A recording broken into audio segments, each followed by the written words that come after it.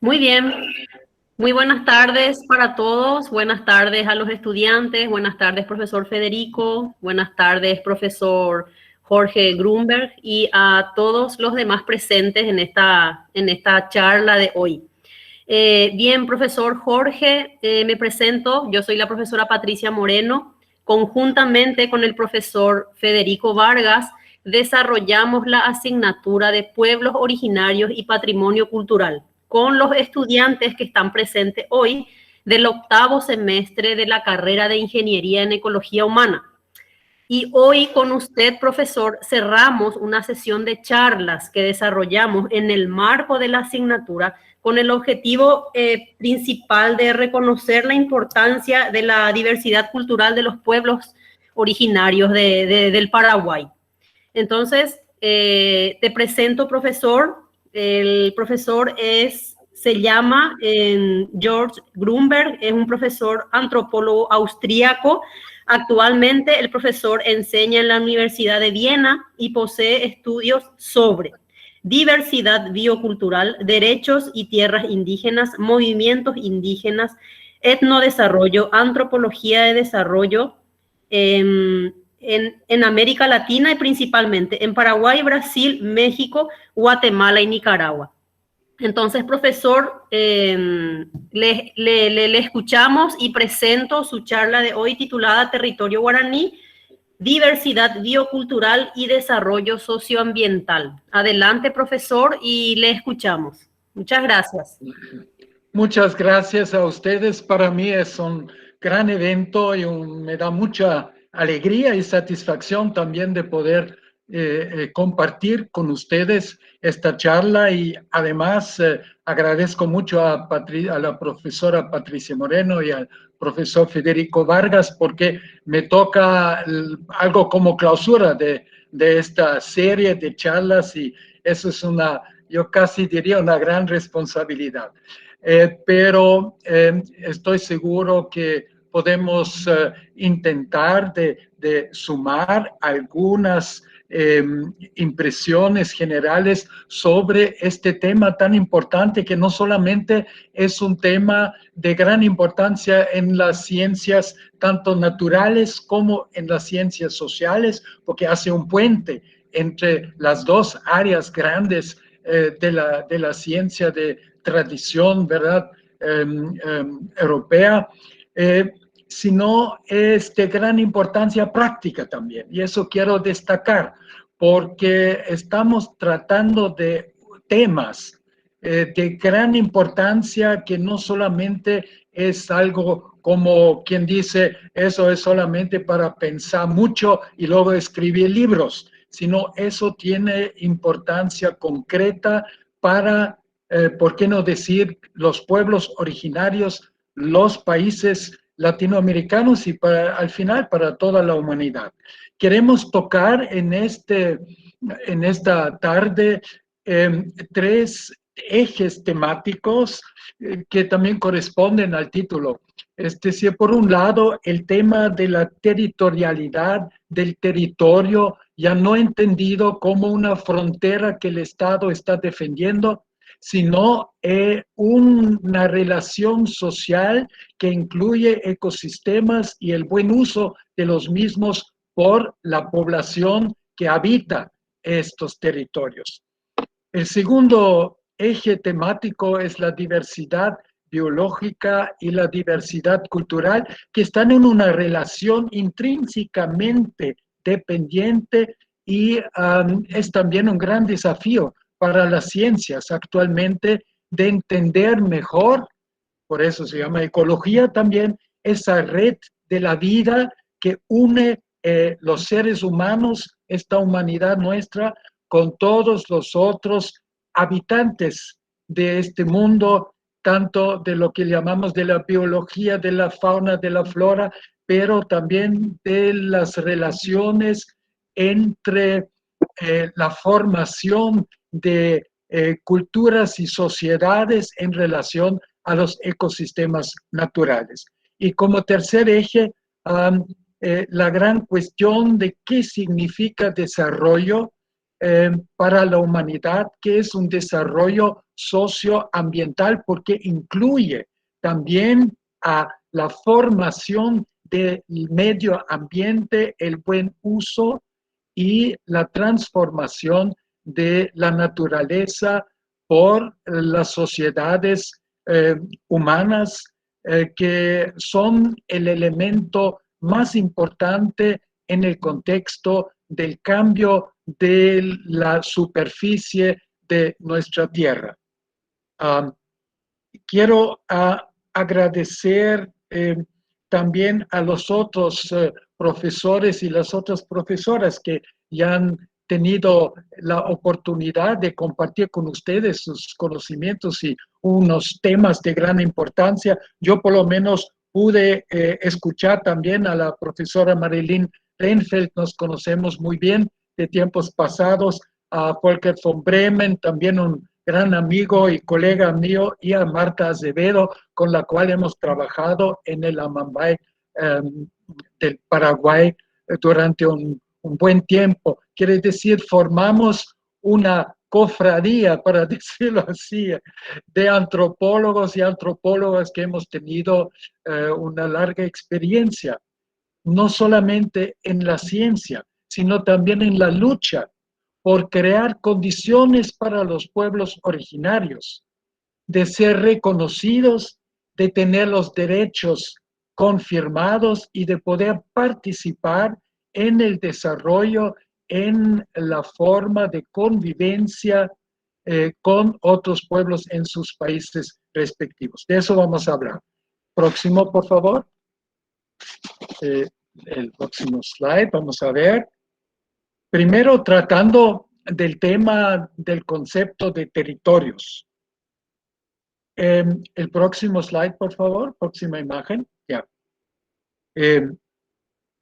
Territorios en su definición tradicional, ¿no? Uno antes. ¿Es antes o me equivoco? ¿Hay uno antes? No. Es este. Bueno, entonces lo podemos dejar. Sí, eso justamente. El anterior, por favor. En la definición, en la definición del término que se refiere a territorios, muchas veces lo vemos bajo un aspecto político que es un área geográfica bajo control de un Estado nacional, y que se ve eso como la utilidad para la economía, para la defensa militar de las fronteras, por ejemplo, y es un concepto de tradición colonial y durante muchos siglos, durante una tradición imperialista que está vigente en el continente americano desde la invasión europea, que ya hace casi, o en algunos lugares ya más de 500 años. Quiere decir, esta visión es muy reduccionista, que reduce territorio a un aspecto político, histórico y militar. Pero en las ciencias que tratan de la temática territorial, surge este concepto como un espacio de construir relaciones sociales, identidades étnicas, culturales, económicas.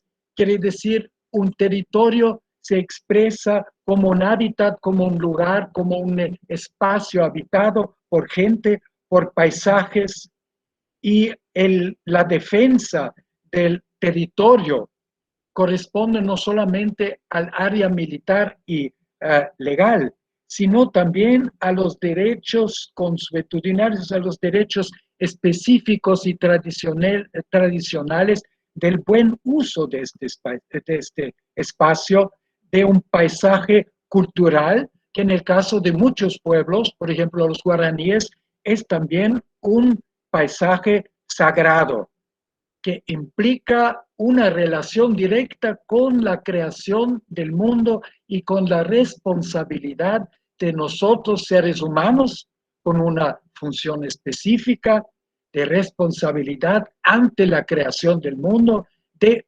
cuidar y defender, en algunos casos también de curar este paisaje sagrado y cultural para que todos los seres que hacen parte de este gran pacto de vida que es la vida en nuestro planeta, para mantenerlo.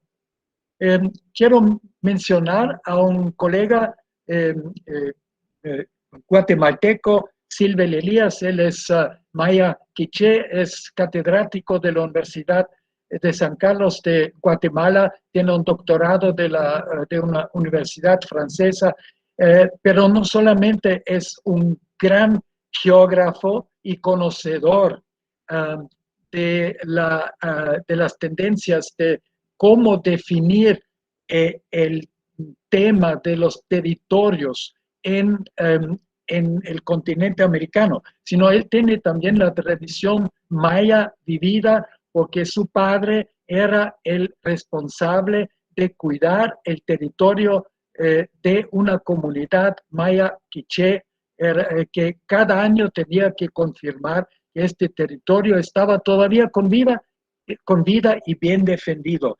Y él dice que territorio se plantea en 3 dimensiones. Una dimensión muy importante es que el territorio siempre es un bien común, no pertenece a una persona, no es del rey de España o del presidente de algún país, sino territorio es un bien común que permite el acceso y uso de sus recursos bajo ciertas reglas. Para todo el uso de territorios existen parámetros construidos y acordados por los habitantes. Así se forma un hábitat que permite desarrollar lo que llamamos el buen vivir, la vida buena colectiva.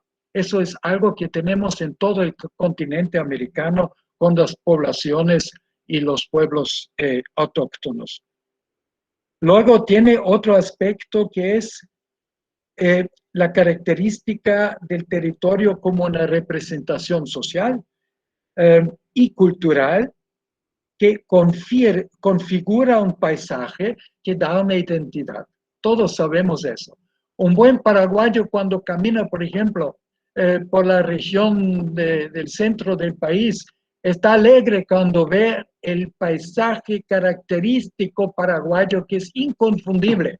Cuando uno cruza la frontera y a veces también dentro del Paraguay, cuando uno llega, por ejemplo, a las colonias brasileñas en Alto Paraguay, uno ve inmediatamente que aquí ya no es paisaje paraguayo en el sentido cultural, sino es un paisaje utilizado por otra gente de otra manera y eso se refleja a primera vista a lo que uno ve. Realmente impresionante cuando uno viaja de Asunción hacia, por ejemplo, las colonias brasileñas de Alto Paraguay, cuando cruza una cierta frontera, ve inmediatamente, aquí vive otra gente, tiene otros conceptos de uso, es un paisaje cultural diferente. ¿Ya? Entonces, a eso se refiere que un paisaje da identidad y crea algo que llamamos patrimonio heredado, algo que conseguimos como herencia de nuestros antepasados y que tenemos una obligación moral de pasarlo a nuestros hijos y nuestros nietos.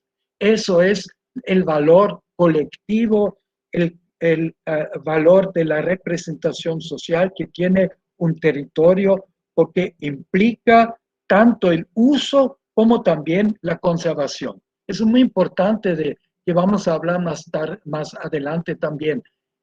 Territorio y los recursos naturales siempre implican, por un lado, un uso que puede ser bien usado como para permitir la manutención de este espacio para futuras generaciones, puede ser mal utilizado, acabado, por ejemplo, pero el uso siempre va junto con una obligación heredada de conservarlo.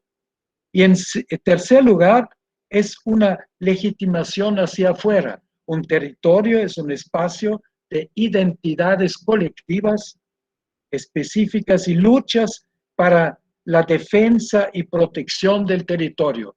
La historia del Paraguay del siglo antepasado y pasado, es toda una historia de un esfuerzo colectivo, de lo que se entendió como pueblo paraguayo para defender este espacio y proteger el territorio como bien común de todos los paraguayos.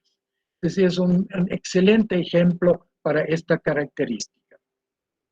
Entonces, el territorio es un hábitat humano que incluye muchos aspectos de conocimientos y de prácticas para el buen uso de este territorio, tanto de los bienes naturales como de los bienes culturales. Vamos al próximo. La diversidad biológica y cultural.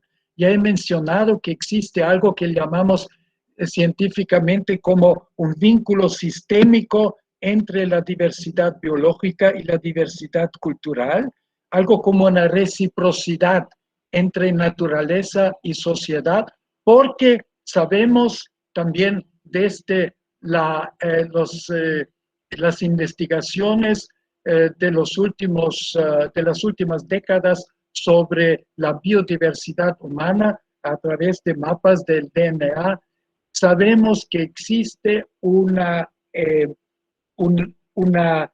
vínculo muy próximo entre la población humana, quiere decir la especie Homo sapiens sapiens, como se llama, quiere decir, bueno, el hombre sabio, sabio, re sabio, entonces, que parece chiste, ¿no? Pero en realidad eso es una forma en latín como se llegó a llamar al ser humano. Pero esta biodiversidad quiere decir que existe una interdependencia, no solamente entre la gran familia de Homo sapiens, que en realidad todos somos familia, todos somos parientes cercanos biológicamente hablando, pero también una proximidad muy fuerte con otros primates, etcétera, etcétera. Quiere decir, la red de la vida, la red de la interdependencia entre los seres, entre los humanos con otros seres vivientes es extraordinaria. Este diálogo permanente, como podríamos decir, entre la naturaleza, lo que llamamos naturaleza, y la gente que vive en este ambiente es permanente. Pero lo interesante es que en todas las lenguas, y todas las lenguas son complejas, tienen mucha reflexión sobre el medio ambiente en que se desarrolló la sociedad que habla esta lengua. Cada pueblo con su lengua en la cual se reproducen conocimientos constantemente en cambio sobre su medio ambiente y tratan de codificar para poder no solamente pensar y comunicarse entre los seres humanos, como función de comunicación, que es una de las dos funciones básicas de las lenguas, sino también para clasificar conocimientos y poder transmitir esta clasificación, estos conocimientos sobre el buen manejo del mundo a otras generaciones o entre sí. Es increíble y ustedes acuérdense, los que hablan, por ejemplo, tanto español como guaraní fluentemente, si piensan en guaraní, lo ven el mundo diferente como si piensan en castellano. Quiere decir que la manera como se piensa el mundo, como se piensa, también incluye conocimientos y características de la cultura y cada cultura es diferente. Es decir, la gran diversidad humana quiere decir tenemos muchas formas de identificar, conocer y transmitir conocimientos sobre nuestro mundo que tenemos en común. Y vemos de que las lenguas tienen algo como una memoria biocultural, se dice, porque las lenguas no están, digamos, congeladas, cambian. Con cada forma de cambiar el medio ambiente en que vive la gente, también adquiere nuevas formas de utilizar la lengua para adaptarse a la realidad y necesidad de comunicarse sobre conocimientos relacionados con el buen uso o el mal uso del medio ambiente. Muy interesante, por ejemplo, si uno va al Chaco Central, yo he vivido 6 meses allá, y cuando se habla con los menonitas, cómo tratan en su alemán que hablan en su dialecto, cómo tratan de incorporar aspectos que en la cultura de donde vienen no existían, pero sí necesitan transmitir y conocer, y con eso está configurándose un nuevo lenguaje. Pero aquí tenemos otra cosa interesante en este mapa, muy reciente.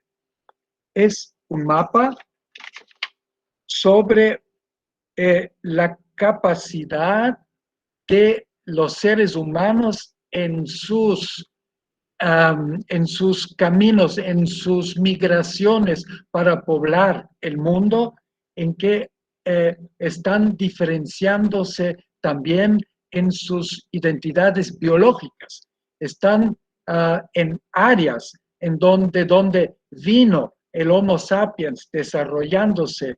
Tenemos una mayor diversidad biológica como en África, en la parte mediterránea del mar Mediterráneo entre África, Asia y Europa, pero tenemos menos diversidad biológica humana, por ejemplo, en Asia Oriental y en todo el continente americano. Porque es lo interesante, que sabemos que las Américas o el continente americano fue poblado hace unos 15 a 20 mil años atrás. Quiere decir, es un tiempo bastante largo. Y lo increíble es que han poblado y se ha adaptado a una gran diversidad ecológica, climática, de circunstancias de vida, desde las zonas polares, norte y sur, hasta la parte de la mayor cuenca del bosque tropical húmedo que es la Amazonía. Los seres humanos, nuestros parientes, se han adaptado a pesar de que son de una sola familia humana, han aprendido de adaptarse a diferentes regiones.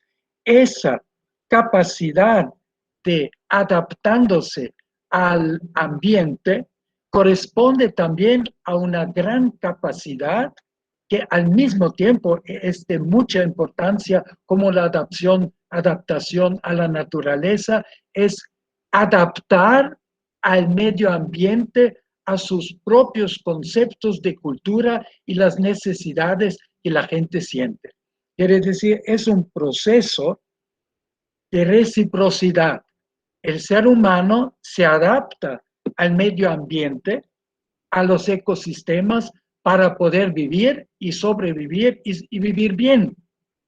Y al mismo tiempo cambia y adapta el medio ambiente a sus conceptos culturales del buen vivir, de cómo vivir bien.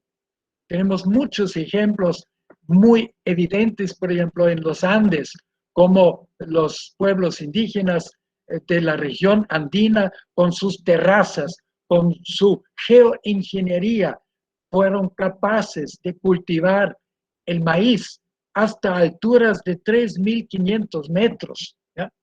Con su ingeniería para poder realmente cultivar lo que más les gustaba para comer. Es la papa, que aguanta más, como ustedes saben, pero también el maíz. Y eso es increíble ver cerca del lago de Titicaca, a casi 4.000 metros de altura, cultivos de maíz. Quiere decir, la gente adapta a la naturaleza a lo que quieren tener y cultivar, por ejemplo, y viceversa, también se adaptan.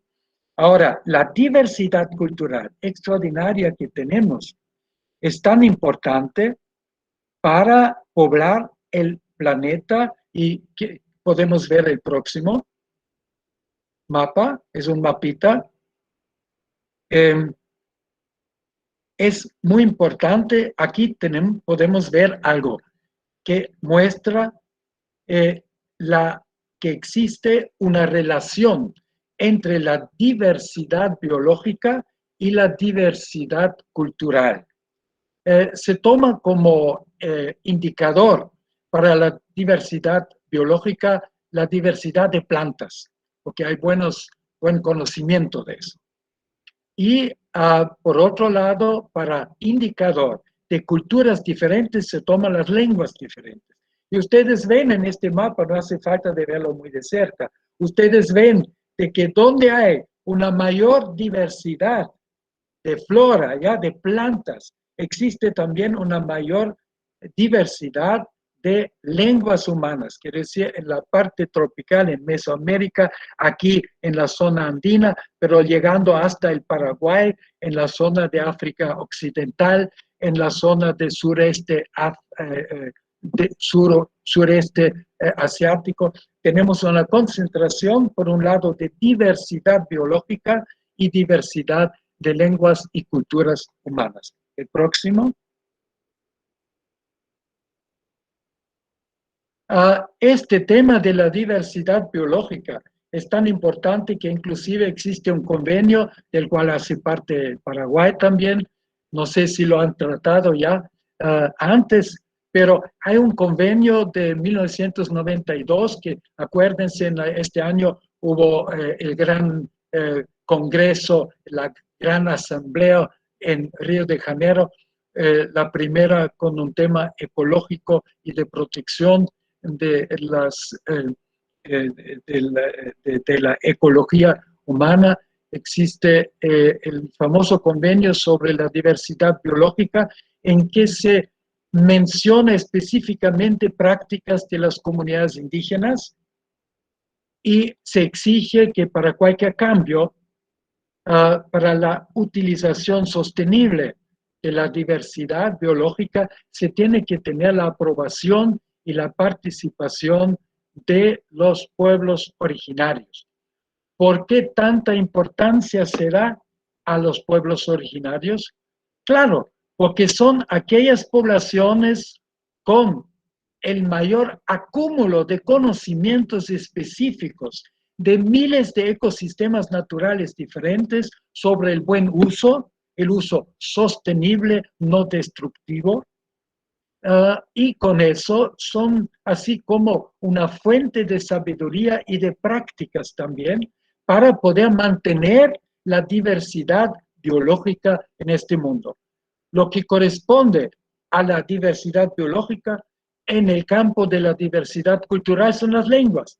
Cada lengua que se está perdiendo quiere decir que se pierde todo un universo de conocimientos sistematizados de un pueblo específico relacionado con la realidad de su hábitat. Y eso es impresionante.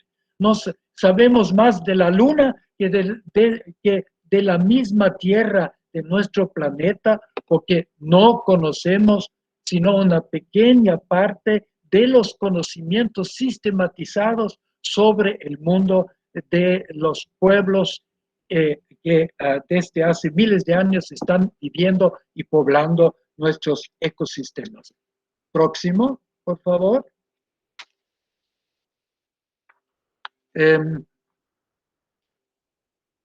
Yo quiero ahora pasar a un otro tema y quiero mostrar algo que una niña de 14 o 15 años en el Alto Río Negro, cuando le pedí que me haga, porque tenía talento de dibujo, ¿verdad? Diseñar.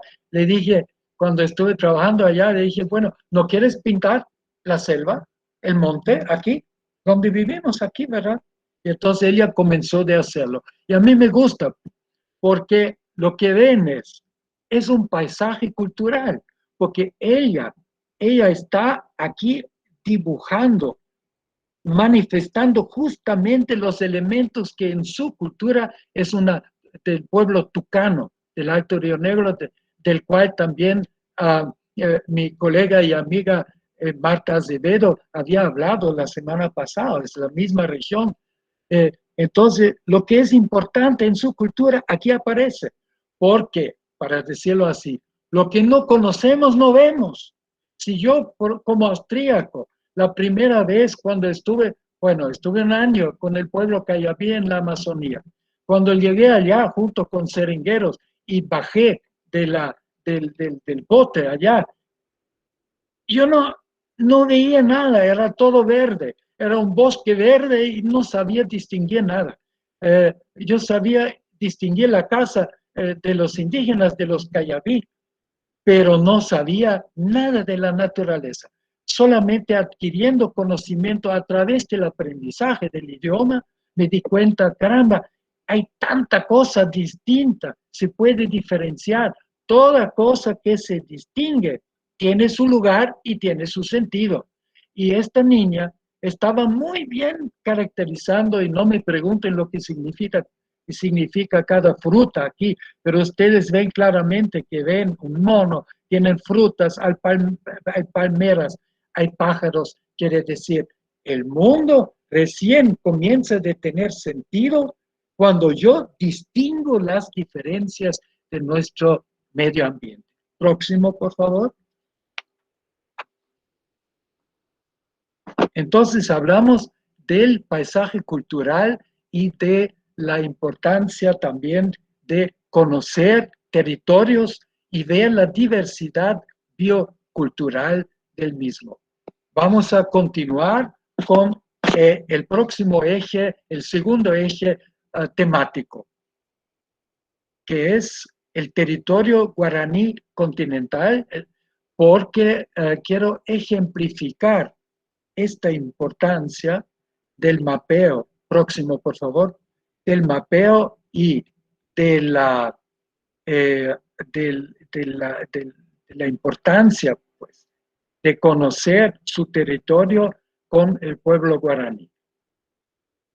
Hemos comenzado en mapear las comunidades guaraníes, primero en el Paraguay, luego en las zonas limítrofes del lado de Misiones, Argentina, del sur, del Mato Grosso del sur y el oeste de Paraná, porque son comunidades muy cercanas de parientes, y luego lo hemos aumentado a pedido de las comunidades y organizaciones guaraníes, de decir, vamos a intentar de hacer un mapa guaraní continental, porque los pueblos guaraní viven en 4 países limítrofes: Argentina, Bolivia, Brasil y Paraguay. El resultado fue impresionante, porque nadie sabía eso, que son un total, eso fue en el año 2015-2016, más de 280,000 guaraníes están en el sur de América del Sur, en más de 1,400 comunidades, barrios, núcleos, abarca un espacio del litoral del Atlántico hasta la cordillera de los Andes en Bolivia. Y los mapas han tenido importancia, ¿por qué? Porque sirven como un mensaje y una herramienta también. Hoy día muchos guaraníes nos han dicho, antes defendimos nuestras tierras con armas, hoy defendemos nuestras tierras con mapas y con la ley. Entonces, los derechos humanos de los pueblos indígenas incluyen también derechos de la naturaleza, y por eso hemos hecho este proyecto, hemos realizado en años de trabajo de hacer un mapeo de todas las comunidades guaraníes en los 4 países, de lo que llaman guaraní retá. ¿Ya? Sí, donde siempre hemos vivido, vivimos todavía, aunque los Bairi, aunque los blancos habían llegado y ocuparon esta tierra, pero nosotros estamos. Nunca más queremos ser olvidados en la construcción de nuestro futuro en nuestros territorios. El próximo, por favor. Vemos aquí algo más concreto del trabajo del mapeo, como ejemplo de relación entre un pueblo indígena, su medio ambiente muy variado y una gran cantidad de comunidades y barrios, etcétera. Aquí tenemos la población guaraní por país. Ustedes ven que en Bolivia los llamados Aba guaraní o chiriguanos forman la mayor población como un pueblo guaraní. Luego en el Brasil, Paraguay, Argentina, total de 280. Vamos a seguir el próximo para ver dónde están. Es tal vez el mapa más interesante que viene ahora. Hizo parte de este proyecto de mapeo, mapa guaraní continental. Seguimos. Ya, los pueblos guaraníes. Ustedes ven aquí puntos rojos. Cada punto es una de las comunidades. ¿Ya? Entonces ustedes ven en la acumulación de puntos rojos la densidad de la población. Y vemos claramente 4 subregiones del territorio guaraní en América del Sur que son un poco distantes. Por un lado tenemos la zona que llamamos central, que es el Paraguay oriental, con las zonas limítrofes que antes de la Gran Guerra hizo parte del Paraguay. Usted sabe muy bien que el sur de Mato Grosso del Sur hizo parte del Paraguay, igual como Misiones Argentina y una parte de Paraná occidental. Entonces, hasta hoy se mantiene la red de comunidades guaraníes concentrado en esta zona y es así, yo digo algo que les va a sorprender, quizás, pero en Misiones Argentina me dijo un señor guaraní allá, me dijo, mire, si yo quiero visitar mis parientes en el Brasil, allá en el norte, Mato Grosso del Sur, cerca de Dorados, yo puedo caminar sin jamás tener que dormir en una casa que no sea de guaraníes. Y es cierto, es una red tan densa de comunidades y de lugares donde viven guaraní hoy día, que conociendo los lugares uno puede caminar del sur hasta el norte sin jamás dormir en una casa que no sea del pueblo guaraní en sus diferentes regionalidades. Tenemos otro área enorme, grande, poblado de los Aba guaraní chiriguanos, que son los descendientes de una migración precolonial que vino de la zona de los llamados Itatines, que hoy sería la zona de Concepción, Amambay, hasta Mato Grosso del Sur, que atravesaron el Chaco y donde encontraron otra vez buenas condiciones para cultivo de sus plantas, de abatí, de bandió, de todo lo que es necesario para una cultura agrícola guaraní. Ahí se quedaron y se multiplicaron y tenemos una tenemos una región enorme de comunidades guaraníes en el oriente boliviano y en Argentina son las dos provincias, Jujuy y Salta, que tiene también su región guaranítica. Y luego tenemos en el litoral del Atlántico, que son diferentes estados brasileños. Tenemos en todo el litoral, tenemos comunidades guaraníes. Es así como un rosario aquí prácticamente las comunidades. Quiere decir que existe realmente un mundo guaraní que está en permanente cambio, pero en comunicación. La próxima, por favor. Para verlo más de cerca de lo que se refiere al territorio del Paraguay. Es importante este mapeo porque ustedes tienen acceso también a una publicación que yo creo que, no sé, que profesor Federico ya lo ha difundido. Aquí ven, por ejemplo, el mapa específico sobre los guaraní del Paraguay.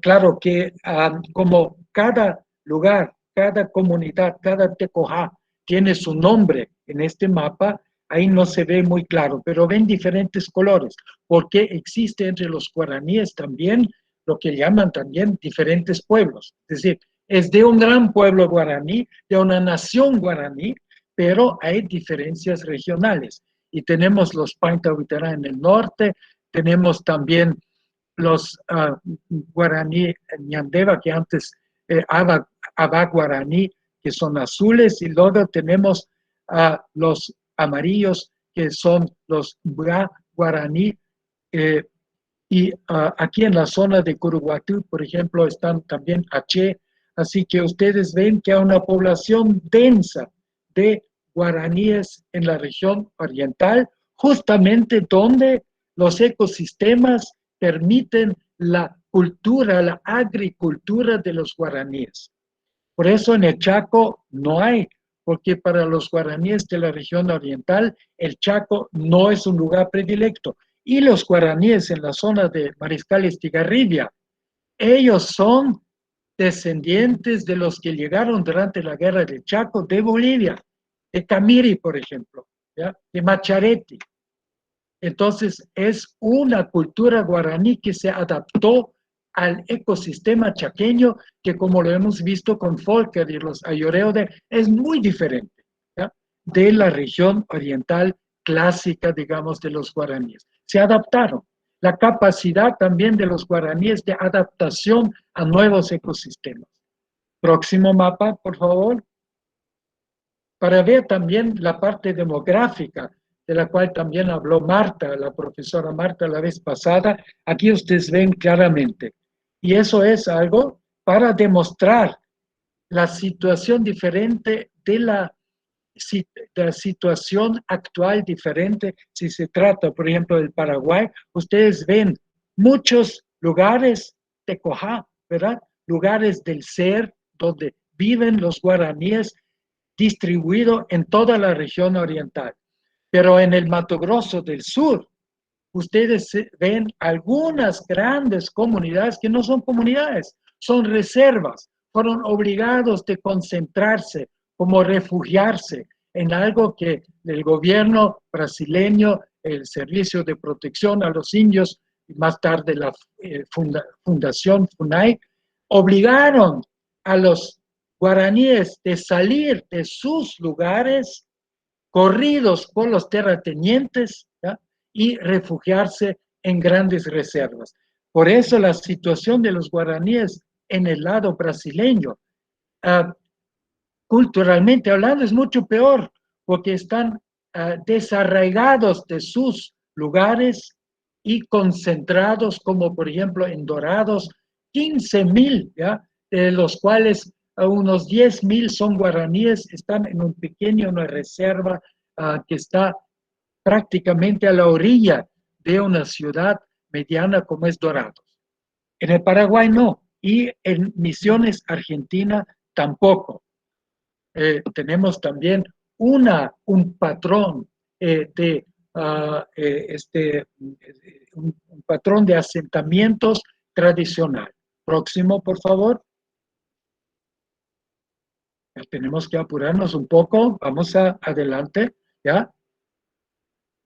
Para ver también quién ha hecho un trabajo así. Les quiero mostrar aquí bueno, eso es lo que está a su disposición. Lo que han visto antes es el mapa guaraní, el cuaderno, el resultado de este trabajo que fue, son cuadernos que muestran la situación de los guaraníes en los 4 países.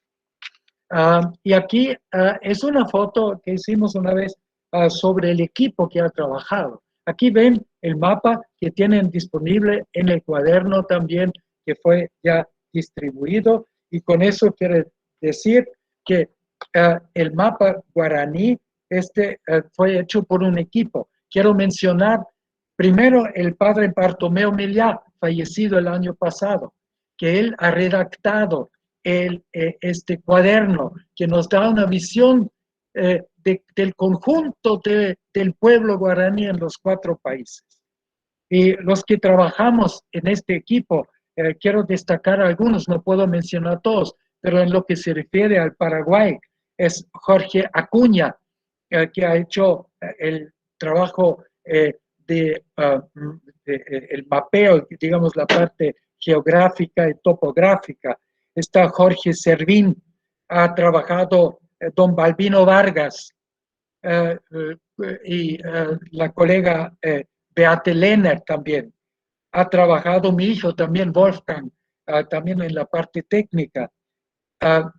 Muy importante la colaboración de Cristóbal Ortiz también y de Emilio Caballero, que ha trabajado como agrimensor desde hace tiempos de décadas en la zona. Trabajó Rosa Colmán, la hermana Raquel Peralta, de mucha importancia también.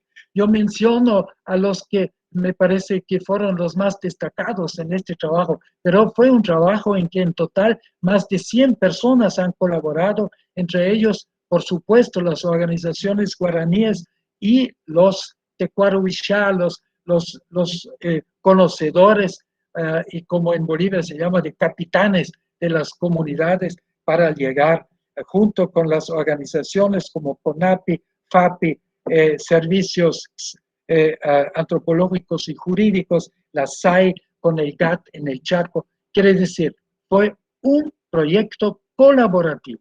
Nadie es dueño del mundo guaraní y nadie puede ser dueño de los mapas, del mapeo, de este trabajo de hacer visible esa enorme extensión y gran importancia, no solamente en el pasado, sino también para el futuro. Vamos a seguir adelante, próximo. Próximo mapa. Este sí, otro. Yo les quiero mostrar una foto también de los años 70 donde se ve a Paz Grunberg y a mí en una comunidad, yo creo que fue, ya no me acuerdo muy bien cuál fue, en el Amambay, donde hemos hecho el trabajo de legalización de sus tierras comunales y muestra un poco la historia de toda esa forma de lucha por la tierra con mapas, con al lado derecho ustedes ven Emilio Caballero, que fue el primer agrimensor y ha hecho un trabajo a favor de las comunidades guaraníes aplicando las leyes para poder legalizar la tierra que siempre han utilizado a sus tecoja. Vamos adelante. Y con el último eje para poder también decir para qué sirve todo eso. Si hablamos, eso es el libro que con el padre Meliá hemos sacado, son todos textos que ustedes tienen en formato PDF disponible si les interesa. Próximo, el último, sobre esta temática territorial, los guaraní, persecución y resistencia. Sí, también está disponible en un formato PDF. Ya, vamos, adelante.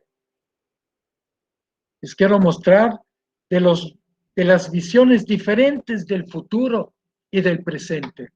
Ustedes ven al lado izquierdo, arriba, ven las muchachas alegres en una comunidad que están comentando no sé qué, pero muestra la gran alegría de estar juntos y es una foto, digamos, de las fotos bonitas. Al lado derecho ven una foto de las más feas, también del territorio guaraní en el Mato Grosso del Sur, algo que era un paisaje guaraní con comunidades que se transformó en un desierto de la soja. Y esto vemos no solamente en el Brasil, esa foto es de Mato Grosso del Sur, sino vemos también con el mismo capital brasileño, con la misma agroindustria en grandes regiones de la región oriental del Paraguay. Quiere decir, esta destrucción masiva del ecosistema y del paisaje cultural guaraní no solamente existe en Argentina, en el Brasil, sino también en el Paraguay. Como consecuencia, ven abajo al lado derecho otra vez una foto del Brasil, Mato Grosso del Sur. Ven la expulsión, la destrucción de comunidades guaraníes y la expulsión que al lado, al borde de las carreteras grandes, están viviendo en una forma súper precaria, tratando de sobrevivir en condiciones absolutamente miserables, pero sin dejar de reclamar su derecho y su identidad guaraní, y así se explican también muchos conflictos agrarios que son conflictos alrededor de retomadas de sus tierras, retomadas de lo que es propio de su cultura y su lugar, y la lucha ante la justicia para que se apliquen las leyes a favor de sus derechos sobre tierras y sus tecoja. Y al lado izquierdo ven una foto también de un futuro importante para muchos jóvenes guaraníes, y es la universidad. Tenemos actualmente probablemente más de 2.000 guaraníes que están estudiando en universidades, y hay una buena docena de profesores de universidades, principalmente en el Brasil y algunos también en Misiones, Argentina, que son guaraníes y son profesores, hacen parte de la vida académica. ¿Por qué tan importante? Con la urbanización forzada de comunidades guaraníes, una de las salidas, una de las posibilidades de formación y de crearse una vida respetada y una vida reconocida es estudiar, trabajar en las universidades.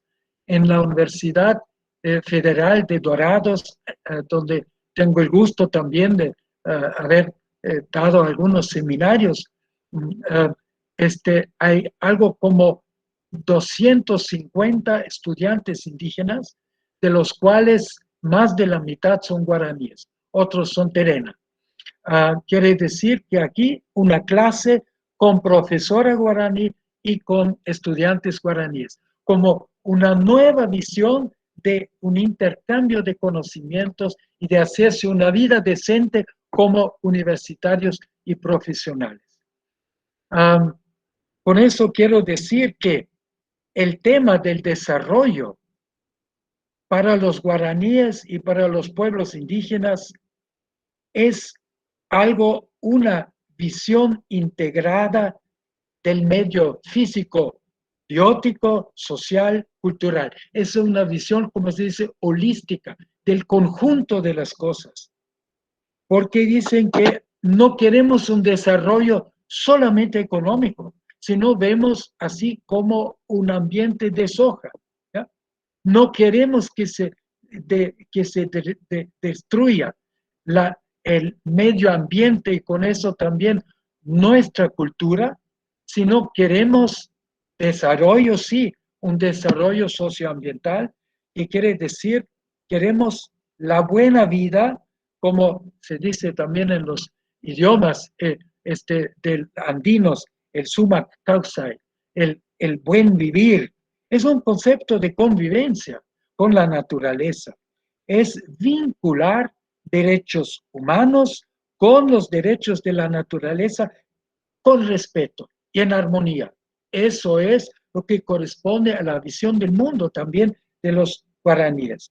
Un desarrollo con identidad, que quiere decir aceptar el mundo viviente también, no solamente desde el punto de vista del ser humano, como adueñarse de toda la naturaleza y destruirla, no, sino respetar otros seres vivientes, porque para los guaraní tal vez lo que más corresponde de alguna manera al concepto del buen vivir.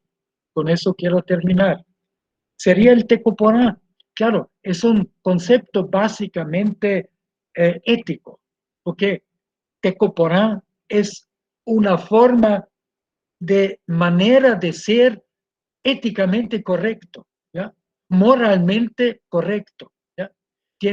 Son reglas de cómo convivir con los humanos, con los seres humanos, con todos, ¿ya? Incluyendo a nosotros, pero convivir más allá todavía.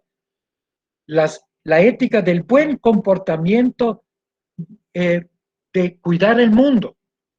A veces lo traducen también como cuidar el mundo. El Tecoja es el lugar de donde se puede desarrollar la manera de ser, y no la manera de ser cualquiera, sino la manera de la bondad, de ser como la buena manera del ser humano, que incluye la convivencia con los otros seres que surgieron durante la historia tan increíble que sigue hasta hoy día, que es la creación del mundo.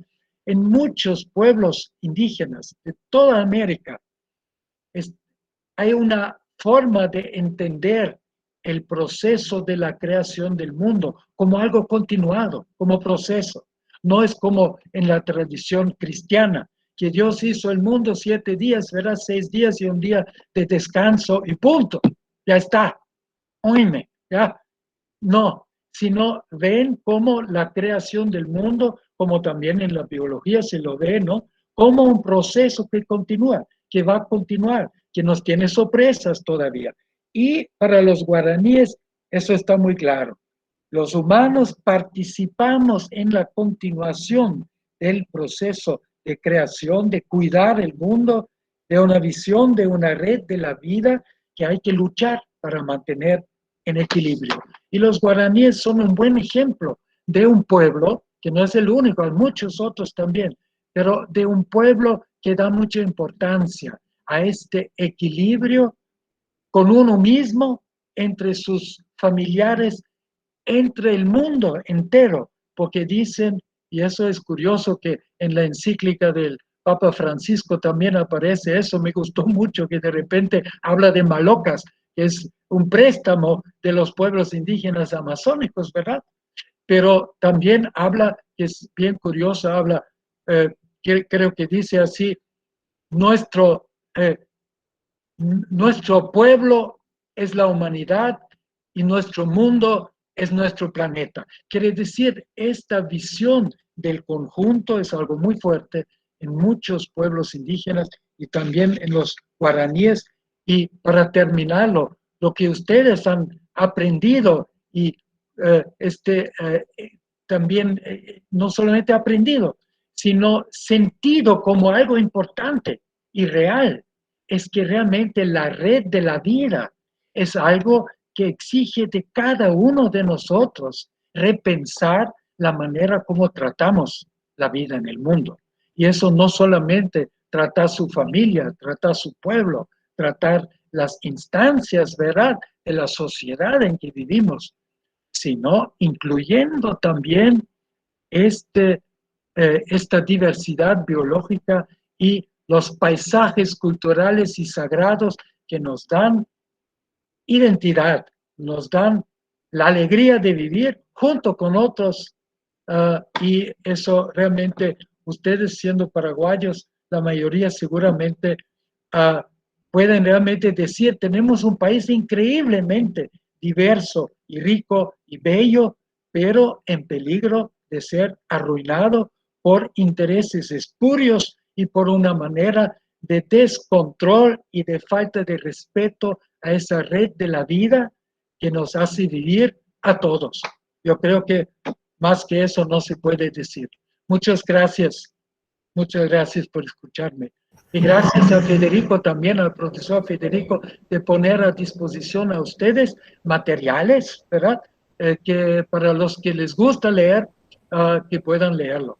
Eso aquí lo puse y les tengo que pedir perdón porque es un poco, tengo mala conciencia, porque esa niña que me gusta mucho, que muestra como una indígena de pura energía, ¿verdad?, hacia el futuro. No es guaraní, eso es contrabando. Eso es una niña mísquita de Nicaragua, que saqué esa foto, me pareció una gran dicha de haberla sacado esa foto, porque muestra más que 1000 palabras el futuro de América Latina está también dependiendo de que sepamos escuchar a los pueblos indígenas y que nos transmitan no solamente conocimientos, sino el gran amor a la vida y la gran energía de seguir adelante. Aguillevete, muchas gracias. Muchísimas gracias, profesor. Excelente su presentación y se rescata muchísimo y se valora esta cultura en 4 territorios diferentes, porque hablábamos de Paraguay, de Brasil, de Argentina y de Bolivia. Entonces, saber que existen, a pesar de todas estas fronteras, existen factores entre ellos muy importantes o poderosos, ¿verdad? Como dijo usted, la lengua en común que tienen, la cultura, la religión y también por sobre todo la forma de vivir, ¿verdad? La forma de vivir la vida para ellos. Entonces, valorando, conociendo y por sobre todo respetando todos estos valores de esta cultura, es únicamente que se llegaría al desarrollo sustentable justamente, ¿verdad? De estos pueblos, como dijo usted hace rato, ¿verdad? La única forma es conociendo, valorando y respetando todo lo que acaba usted de decir también del pueblo guaraní. Excelente, profesor. Muchísimas gracias. Ahora cedo la palabra a quienes quieran hacerle alguna consulta al profesor, pregunta o algún comentario.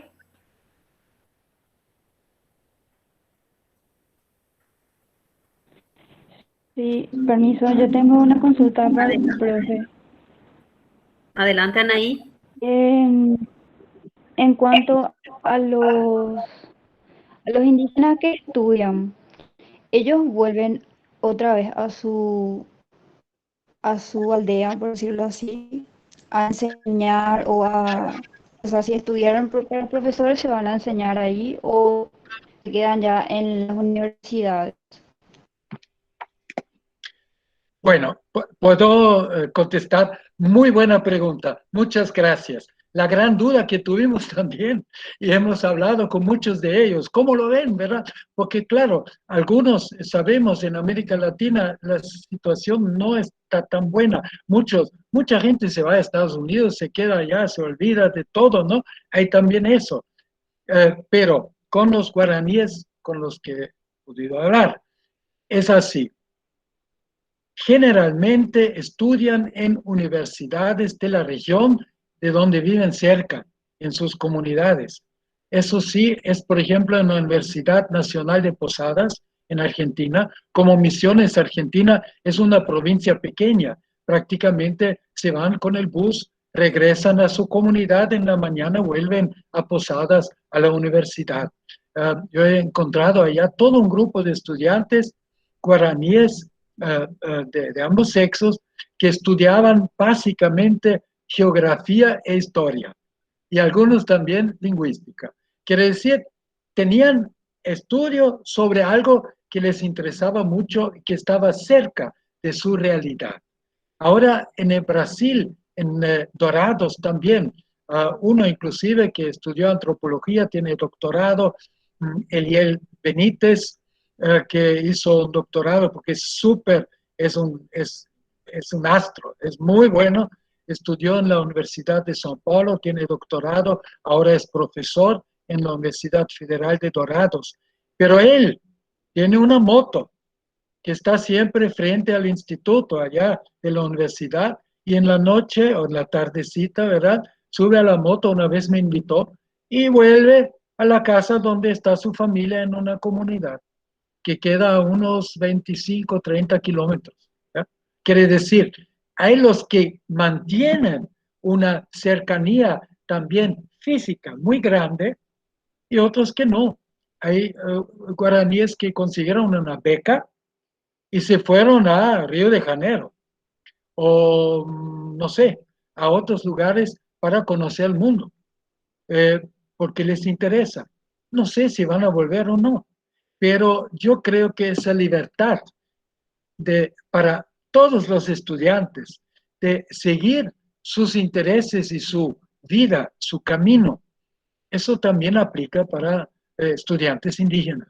y hay muchos que prefieren mantenerse cerca de su universidad y cerca de su comunidad para devolver algo que deben a la comunidad. Me dijeron eso. Y otros que, por ejemplo, se van, inclusive aquí en la Universidad de Viena, tengo un colega estudiante que ya tiene una maestría en el Brasil, que es indígena brasileño de Minas Gerais y que está estudiando, habla muy bien inglés también, alemán no tanto, pero está estudiando aquí antropología en Viena, imagínense. Y yo le pregunté, pero mira, ¿por qué te viniste tan lejos? Porque hay otras posibilidades en América Latina. Y dijo, no, pero mire, no le quiero ofender, me dijo, George, no te quiero ofender, pero ustedes mandan en el mundo, ustedes nos han conquistado, ustedes nos han hecho tanto daño, queremos conocerles mejor. No digo que usted sea mala persona, pero queremos conocer a los europeos. ¿Por qué hicieron tantas barbaridades? ¿Ya? Queremos conocerles. Tal vez llegamos a un punto de entendernos. Es también un motivo justo. Yo creo que es correcto. Hay que entenderles al mismo nivel, porque están estudiando a nosotros igual como nosotros hemos hecho esfuerzos de estudiar a ellos, porque hoy día yo digo que como antropólogo europeo, bien blanco hasta el cabello, ¿verdad? Más blanco no puede ser. Yo nunca en los últimos años intenté de hacer un estudio sobre temas de pueblos indígenas, y es lo que me interesa, sin hacerlo junto con otros colegas indígenas, siempre, como la doña Marta Azevedo también. Ella hizo todo su trabajo en la FUIR en Río Negro junto con colegas indígenas. Quiere decir, sí hace sentido formar equipos mixtos entre indígenas y no indígenas, porque siempre entre mujeres y hombres, entre viejos y jóvenes, porque cada quien puede aportar un punto de vista que es un poco diferente. Y en conjunto tal vez podemos llegar a una nueva ciencia de la humanidad que no sea un poco miope como esa ciencia de las universidades de origen europeo, que en muchas regiones del mundo no funcionan bien porque el mundo es diferente. ¿Ya? Así que yo creo que perfecto de fomentar más estudiantes y colegas académicos indígenas para seguir un diálogo crítico, pero al mismo nivel, con mucho respeto, para poder juntos reformar nuestra ciencia para que sea realmente aplicable a una situación que ya no es colonial. Tenemos que salir desde la camisa de fuerza de las limitaciones terribles de una ciencia que se formó junto con el colonialismo, como es, por ejemplo, la antropología, ¿ya? Y muchas otras ciencias también. Muchas gracias, profesor. Profesor, estoy leyendo aquí también en el chat Gladys Toro. A Gladys Toro le da mucho gusto escucharle, que siempre le escuchó su nombre en su comunidad. Es muy lindo recuerdo, tienen los líderes de mi comunidad. Soy de Santa Teresita del pueblo guaraní. Gladys Toro. ¿Cómo no? Claro. Le agradece mucho ella. Gracias, muchas gracias. ¿Alguien tiene alguna otra pregunta para el profesor? Quisiera intervenir, si me permiten. Hola, ¿se me escucha bien? Adelante, sí se le escucha. Bueno, hola, profe, ¿cómo te va? Hola, Orlando, hola. ¿Cómo estás? Muy bien. Primero, realmente reconocer el trabajo de todo el equipo. Realmente muy bueno. Y en nombre tuyo a todo el equipo que trabajó justamente en identificar algo que para nosotros para muchos de nosotros, es muy importante. Yo estudié en Argentina, estudié en Rosario hace casi 40 años, y me ha tocado a mí disertar sobre los pueblos guaraníes, como decimos nosotros, por caradura nomás. Porque yo estudiaba arquitectura y en los procesos de entender los territorios, y en ese tiempo se hablaba mucho, empezaba a hablarse del territorio, del significado y el abordaje antropológico del territorio. Y en algún momento habíamos armado una tesis carapés, como decíamos nosotros, en el cual en el cual decíamos que la nación guaraní era una especie de triángulo que estaba justamente entre Bolivia, la costa brasileña y la parte central, mejor dicho, sí, la parte central de la provincia de Santa Fe. Pero nunca pasó de un enunciado. Por supuesto, planteado en esquemas históricos. Históricamente sabemos que los guaraníes llegaron hasta el río Colorado, bien dijo usted, llegaron también hasta las montañas. O sea, básicamente los grandes accidentes geográficos le limitaron. El frío, el mar, básicamente fueron los elementos que no le permitieron avanzar hacia otros lados. Pero lo que yo quería, sobre todo, es justamente en este trabajo, es valorar esta visualización en términos de un territorio mapeado, porque eso sí es importante, porque históricamente sabemos que en la provincia, por ejemplo, en la provincia paraguaya de Misiones, Argentina, y estoy diciendo irónico, en la provincia paraguaya de Corrientes, de hecho es evidente el aspecto guaraní, pero hay otras comunidades en donde no se ve tanto. Y entonces, y el hecho de poder verlo así, creo que es un trabajo no solamente espectacular de reivindicación. Yo quisiera hacer hincapié allí, y disculpe si tomé mucho tiempo, profe, en relación a lo que usted plantea como futuro. No solamente la cuestión del pasado como reivindicación de lo que hicimos o no hicimos, sino el aspecto del futuro para poder vivir juntos. Yo, por ejemplo, una de las cosas que aprendí estudiando estas cosas es que los guaraníes, justamente usted dijo, ellos tienen el árbol de la vida, el lugar en donde crecen todas las cosas, y ese árbol es infinito, no para. Entonces sigue creciendo y sigue generando cosas. Y si miráramos desde lo infinito, entonces posiblemente muchos de los terratenientes deberían dejar de pensar que todo lo que toman es escaso. O sea, la riqueza del universo es infinito, y bueno, quería reconocer eso en su trabajo también. Muchas gracias, muy amable. Muchas gracias. Muchísimas gracias, Orlando.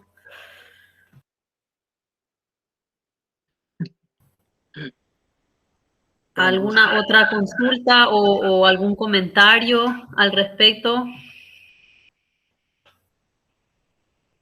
Profesor Jorge, no sé si quiere aclarar algo respecto al comentario de Orlando. Bueno, me daba mucho gusto escuchar eso, y tuve también el gusto una vez en Rosario, en la Universidad de Rosario, un encuentro sobre tierras y territorios indígenas, hace unos 6, 8 años. Estuve allá. Quiere decir que es un tema que ahora prolifera en toda América Latina, porque nos damos cuenta también en este caso de la pandemia. La pandemia no conoce fronteras. Es mentira de entender territorios como algo que va de un lado de la frontera y termina ahí. Es decir, tenemos que repensar el continente americano como realmente una gran patria de muchas formas de poder hacer un buen uso de de lo que es la red de la vida, de la naturaleza, en diferentes formas de uso y protección al mismo tiempo. Un buen uso siempre también es protección. Por eso vemos que las áreas protegidas es un gran tema, y he trabajado bastante en este campo en América Central, que es muy conflictivo eso.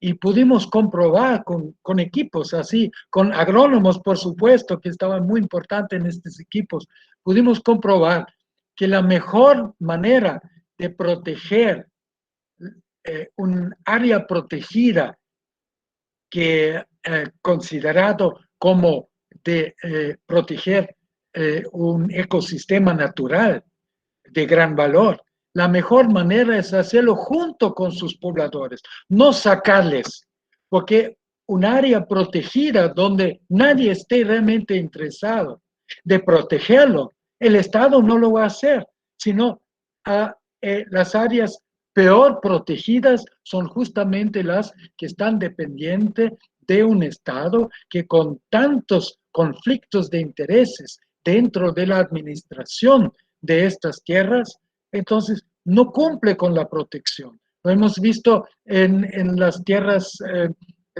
bueno, en las áreas protegidas también en el Paraguay. Quiere decir, junto con la gente y con sus culturas que saben usar y saben proteger los recursos naturales, se puede realmente llegar a un equilibrio. Pero hacer de eso como un área cerrado, entregado a una administración, la experiencia ha sido muy negativa.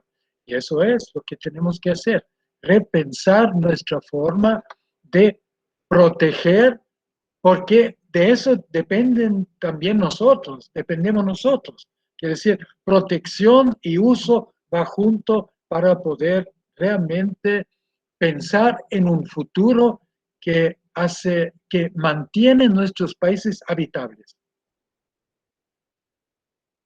Gracias, Orlando. Yo siempre digo que también los barbudos tenemos algo que decir, ¿verdad? Sí, profesor. Tenemos mucho que decir. Muchas gracias, muy amable. Nos distingue. Muchas gracias, muchas gracias. ¿Alguna otra pregunta para el profesor?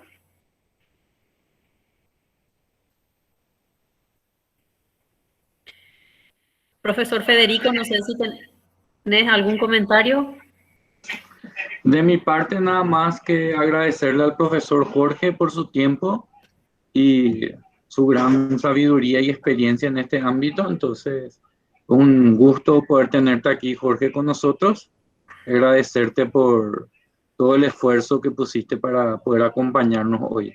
Entonces, muchas gracias y muchas gracias también a todos los que nos han acompañado hoy. El profesor Luis Paiva levantó la mano.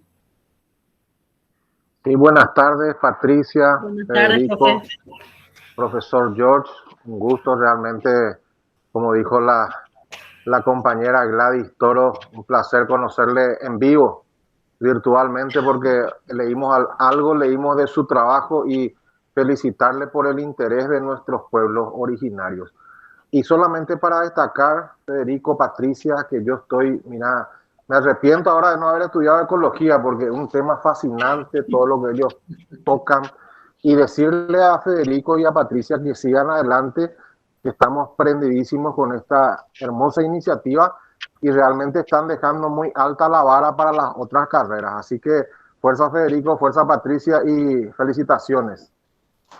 Gracias, profesor. Muchas gracias. Es nuestro compañero de trabajo, profesor Jorge, el profesor Luis. Muchas gracias, profe. Aquí hay un chat. Bueno, una de las estudiantes también, Xiomara Velázquez, reconocer una vez más la alta relación de la ecología humana y la cultura guaraní en este caso, de cómo se debe cuidar nuestra naturaleza para cuidarnos nosotros mismos.